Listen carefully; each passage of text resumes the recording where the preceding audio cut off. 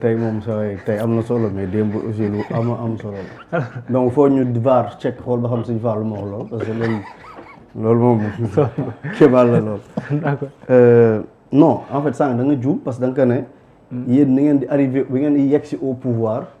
da ngeen yegg si ay difficultés parce que dañu leen doon interdire non bon bi ñu yegg si au pouvoir mi ngi woon ci Amadou Ba donc moom yegg siwul au pouvoir ci difficultés yooyu. donc Babacar il faut que yow tamit ngay. non fii may waxee mooy non ñun ñoo yegg si au pouvoir ñun ñoo yegg si au pouvoir ak Diomaye ci ay interdictions. d'accord première chose deuxième chose. c'est-à-dire il faut qu'on soit sérieux dans ce pays à un moment donné nañ sérieux quoi yi am na loo xam c'est de la comédie le sous-préfet il est fait dans la comédie il faut être sérieux dëkk du ay caaxaan on ne joue pas avec la liberté des individus on ne joue pas avec la liberté d'association am na loo xam ni caaxaan la li nga gis fii nii moom moo amoon daaw géej mooy une administration boo xam ne day joxe ay motifs yoo xam ne du ko prouver ay manque d'effectifs ak ay troubles à l'ordre public loolu c'est de la présomption teguwul ci dara ay nit yu dajaloo di jaay carte depuis plus de 3 mois déggoo ci benn xuloo déggoo ci benn xeex man chaque semaine quasiment chaque 2 semaines maa ngi ci dëkk yi di dem di jaay carte su newul Ndar maa ngi Dakar su ma nekkul Dakar maa ngi Fatick parce que foofu laa nekk ci commissariat bi gisuma fenn fu jaay carte indee coow donc pourquoi Ndiaganiao par essence mu war a am coow ñun on est des gens civilisés benn deuxièmement la constitution sénégalaise en son article 4 moo ne les partis politiques dañoo war a œuvrer à la formation et à la vie publique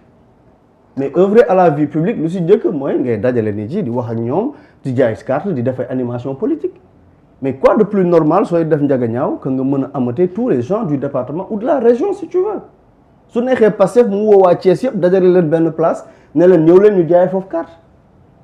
est-ce que Sénégal dafa am un lopin de terre boo xam ne dañ ne fii président moo fi dëkk donc ay sénégalais waruñ fi def activité su nekkoon loolu kese la mais on cesserait d'être dans un pays sérieux parce qu'il n'y aurait pas de territorialité des lois et notre pays est gouverné sur la base de la territorialité des lois amul benn lopin de terre boo xam ne la loi cesse d'être appliquée sauf exception boo xam ne dañ ko leeral ba mu leer nañ Ndiaganiao ak Ndar bi ma jugee yow fa nga jugeen ci sa Kaymoor Ngëmb ak Ndofane ak feneen ñoo ci yam fi ma jugee bërki démb Gamaji Sarr rek fi ñu jugee bërki démb Dialajan fépp la ab sénégalais am droit teg ay kartam ne da koy jaay il faut que les gens soient sérieux dans ce pays deuxième chose li am ni ñun daf ñu métti xam nga lu tax man personnellement daf ma métti ça rappelle des épisodes douloureux de notre histoire politique te bërki démb la 17 octobre 2022 bu ñuy def nemmeeku tour boobu moom mu ngi woon ci di jàppale Macky Sall boobu ñu ngi def nemmeeku tour non boobu sax moom il était candidat de kii wàllu PDS boobu génn na jot na dem na PDS nekk seen candidat boobu ñun ñu ngi def nemmeeku tour le 17 octobre 2022 jugee Joal di ñëw Ndiaganiao ay xeex yu metti am fa ñi ñuy jaay doole di ñu bundu xataal moi man mii di wax ak yow ni je gérais la communication de Bassirou Diomaye Diakhar Faye en tant que candidat à mon agence de com ay tolof yu metti la Diomaye doon am pour dajale ay nit Ndiaganiao parce que administration dañ ko doon jaay doole parce qu'il y avait un favoritisme en faveur de Tening Sène adversaire am ñun ñu ko ci donc comment vous pouvez comprendre que Diomaye aujourd'hui président de la République di accepter sax lii di xew lui-même devait s'autosaisir en disant au préfet faites de sorte à ce que Pastef mun a def son rassemblement jaay ay kartam loolu république bi moo si gën a ngande démocratie bi moo si gën a kawe parce que gis nga ay nit dañuy waxante dëgg suñu war a waxante dëgg Pastef nag dañu am ay injonction yu jóge si njiitu Pastef moo ne bu leen tere sax bàyyi leen xam naa ne gars yi danañ bàyyi mais lii gàkk-gàkk la si suñu démocratie parce que démocratie démos kratos mooy un pouvoir exercé par le peuple et non un pouvoir exercé par une plutocratie par benn minorité de personnes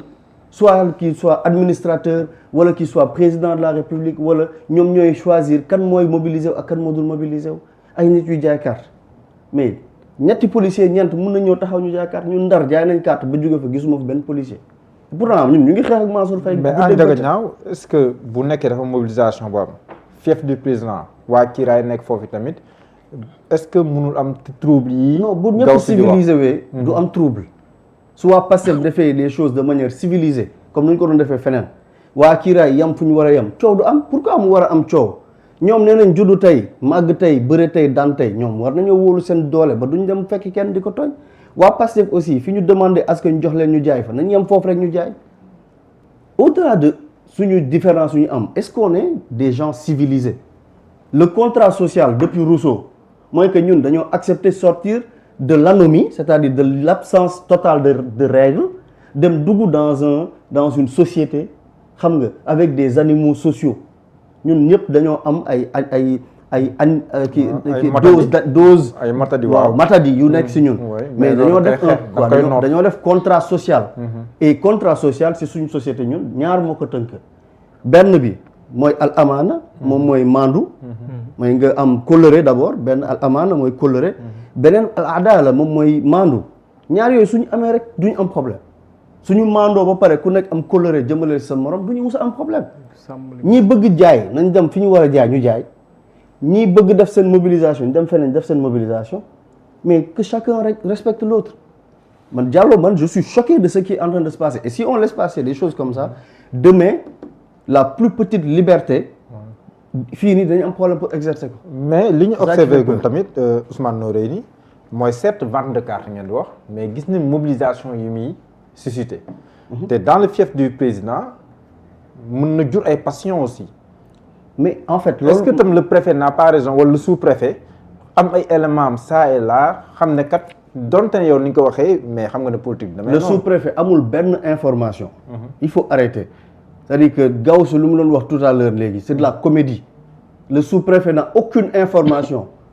ce qu'il a fait loolu excès de pouvoir la le sous-préfet n'a aucune regardez dans ce pays comment vous pouvez comprendre Diallo Macky Sall nekk na fi mais dans si fi muy woowee fiefam dañ fa doon mobiliser est-ce que da doon am benn passion débordante ba mu indi ay problèmes à chaque fois que passion am mooy que ne ci ñaari parti yi am na ko joué wul le rôle qu'il doit jouer. mais on se rappelle aussi yenn agression yi ñu doon def ñenn ñi. mais à chaque fois loolu su amee ñu tuddee woon ay nervis. très bien di dóor nit ñi xaw ma ndax yaa ngi rappelé. voilà c'est ça à Matam mais à chaque fois loolu su amee gis nga épisode u Matam bi lu ko indi mooy. des hommes politiques de l'autre côté ñoom ñooy instrumentaliser bàyyi bu benn événement am ñu ñëw dugg di def violence mais su nekk ku nekk respecter sa cër sa cëru waa Pastef mooy dañoo bëgg a def mobilisation. xam nañ ne su Pastef war a def mobilisation Ndiaga mais c'est la chose la plus normale qui soit dig ma ji wan ne ma yow Ndar aussi am nga fa doole donc gis nga liberté mooy lu nga xam ne dafa am benn borom xam-xam bu doon wax ne liberté c'est la seule ressource boo xam ne loo ci joxe doo ko récupérer waat et surtout pas à l'État il ne faut concéder aucune liberté à l'État parce que liberté boo jox État pour nga nanguwaat ko da nga ci am problème jëlal l'exemple de Covid-19 bu ñu nee ni ci dem leen ngeen tëddi à 20h à partir de 19h50 lan moo doon am ci dëkk bi fii. dañ doon dóore et pourtant c'est une liberté qu'on a accordée à l'État mu ne ni ci dem leen ngeen tëddi à 20h et les gens ont eu du mal à récupérer cette dose de liberté là donc sous-préfet bi lu mu def nii xaw ma kan moo ko defloo du ma dugg ci supputation yooyu noonu mais lii excès de pouvoir la te nag gàccalu na ci nguuru président Bassirou Diomaye Faye notre ancien camarade ñuy dem di dund li ñuy dund nii et moi en tout cas je suis choqué et je suis très triste parce que je me rappelle d'épisodes yi nga xam ne encore frais dans ma mémoire et dans notre mémoire collective loo xam ne fu mu mujjee neexul kenn mooy repousser des élections et in fine ay bakkan yu tëdd rek ñoom lañ ci rek di compter. Gaussou tantôt il a parlé de mobilisation est-ce que réellement Pastef avait prévu au niveau même du département de rassembler pas mal de militants. Mais bien sûr et de les exposer à l'intérieur de Ndiaganiao. mais pourquoi du ko def lu tax amu ci droit sax c'est-à-dire même me poser la question c'est problématique mais Gaussou déjà xamu ci dara il fait de la météo et il n'est pas sérieux. peut-être qu'il est informé amul benn information. il ne sait absolument rien de la cuisine interne mais yow le fait que tu me poses la question c'est problématique. non comment on peut poser article 4 de la constitution. non tax ma poser la question attends je t'explique. constitution Sénégal ma poser la question. waaw da nga joxe exemple nga ne li xewoon par exemple Matam dañoo dem rassembler. oui.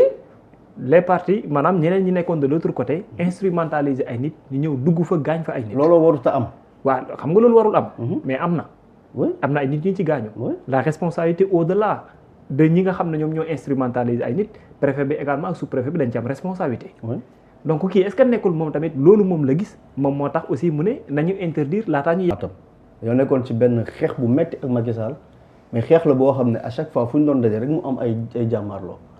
mais boobu ak léegi da nga gis Kira ak Pastef ñu daje fenn. ku neen gëmu leen ne yéen a ngi ci xeex yéen ak Kira. non mais c'est normal c'est de la compétition civilisée le président Bassirou Diomaye Faye ñoo doon ànd ak moom. xam nga ñoo doon ànd ñun. ñoo doon ànd ak moom bien sûr. moom den la dafa choisir dem def kii wut parti politique am. ak moo si am droit. nee naa la on est sorti de l'anomie. Anomie mooy une société sans règles on est dans une société avec un contrat social et le contrat social wax naa la al amaana wal adala moom mooy kóllëre ak mandute ñaar yi suñu amee tegu ci droit si on ne peut vivre que dans une société civilisée xam nga man dama métti Afrique mooy. loo dul gis feneen rek ngay gis Afrique. ay président nekk nañ fi ñu naan Colombe les deux églises xaw ma De Gaulle moo ko moom xaw ma Mitterrand moo ko moom mais Mitterrand day xëy Chirac ñëw dugg foofu De Gaulle day xëy keneen ñëw dugg foofu aujourd'hui les fiefs de Trump Biden dafa doon dem les fiefs de Biden Trump di fa doon dem tey Roham Mamdani New York Trump su ko neexee dugg fa quand il veut xelam xalaatul sax mu naan day interdire l'accès à qui que ce soit bu ñëw foofu Bani Bagayoko dafa sañ a ne Édouard Philippe doo ñëw Saint-Denis moom mii dund na France dund na Paris man dund naa France dund naa Paris man je faisais partie des groupes d'appui de France Insoumise dans le 94 est-ce que xel xalaatoon na ñu ne ak Gabriel Attal doo ñëw dans le 94 mais loolu xel xalaatu il faut être civilisé il faut à un moment donné que les Africains qu'on arrête de dormir et qu'on n'accepte pas ñuy jël yenn liberté di ko caaxaane ay nit ñëw ci plateau yi pour des strapontins ñëw di ñu raconter leur rêverie il faut arrêter à un moment donné il faut se réveiller quoi mënuñ nekk 60 ans après des indépendances un sous-préfet comme un colon se permettre comme un potentat qui s'assoit au lieu trône jël benn arrêté ne non dàq naa seen mobilisation amul benn motivation alors que l'article 4 de la Constitution dit que les partis politiques ont le droit et la liberté de réunion. Liberté de réunion quoi c'est-à-dire nous ce que l'on est en train de faire là on est en réunion kenn amul droit fekk ñu fii ne tas leen émission bi. Gawsu nee na Ndiaganiao amu leen fa tous. non loolu moom man du ma si tontu quoi. parce que non Gawsu il n'est pas sérieux regarde il n'est pas sérieux Gawsu Gawsu ne peut pas être dans Jotna en 2019 2022 mu dem wàllu 2024 mu dem si Macky Sall def bifurcation dem si Amadou Ba Diomaye gagné mu ñëw si Diomaye tey may toog di waxtaan ak moom kan moo am doole kan moo amul doole. man je suis sérieux quoi je ne perds pas mon temps sur des histoires yoo xam ne qui sont tirées à quatre épingles du ma ko def je suis un mec sérieux je veux être sérieux d'accord su ma xamoon ne sax nii lay débat bi di demee peut-être sax du ma sax ñëw parce que c'est pas sérieux quoi comment il peut se permettre de prendre 30 minutes pour naan ay Mor Sarr mu ngi liggéey Diomaye yi xaw ma lan nañ def élection yi comme ça on saura ba bëgg ne non kii fii doo leen fi rassembler wu et ce pays va être calme demain kenn du wax dara alors que c'est une liberté fondamentale qui vient d'être violée c'est ça qui me rend triste. alors aujourd'hui yow pour yow lan mooy nekk c'est-à-dire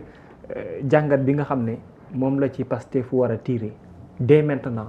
parce que ci vente de carte la ñu tollagum et yegguñ peut-être ci ay nemmeeku tour wala ci ay élections. yi am na ñoo xamante ni peut-être dañ koy duppee seen fief est-ce que du leen joxagum avance ngeen mën a préparer pour xam naka ak fan ngeen war a teg seen tànk.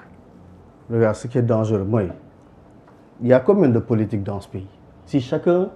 day ne man maa moom fief bi man maa moom Ndar léegi. d'accord léegi Gawsu il veut venir de Mirkiraay Saint-Louis man parce que maa moom Ndar man Ndar sama fief la maa ko décrété donc damay teg ci buntu gii Ngelax village bu mujj balaa ngay dugg Ndar ma ne léegi Gawsu su ñëwee Gawsu su ñëwee Ndar on va l'agresser. du ñëw Gawsu bu mu ñëw. Sonko ne man maa moom Ziguinchor Gawsu ne Yëmbal maa ko moom. waaw sinon day compliqué. dëkk bu nu demee noonu il faut que regarde moi je demande à président je vous regarde président bul nangu gars yi di la dugal ci affaire yi 17 octobre c'est encore frais dans nos mémoires nemmeeku tour 17 octobre président Sonko ñëw di la jaale sa frère bu décédé woon période boobu à partir de Joal c'était catastrophique mitti ay gendarme foo dem ñu jàpp la kii président bul déglu gars yi ils sont pas sérieux dañ lay dugal je te promets dañ lay dugal président 2022 bii yàggul on était des camarades encore tey yow la yàlla jox cër nga nekk président de la république ñun ñaanuñu la dara respectel rek kii bu dëkk bi. constitution ak kii dañoo bëgg jaay carte bàyyi leen ñu jaay carte waa kiiraay ñu wax ak seen njaboot ñu toog ku ne jàpp sa bopp.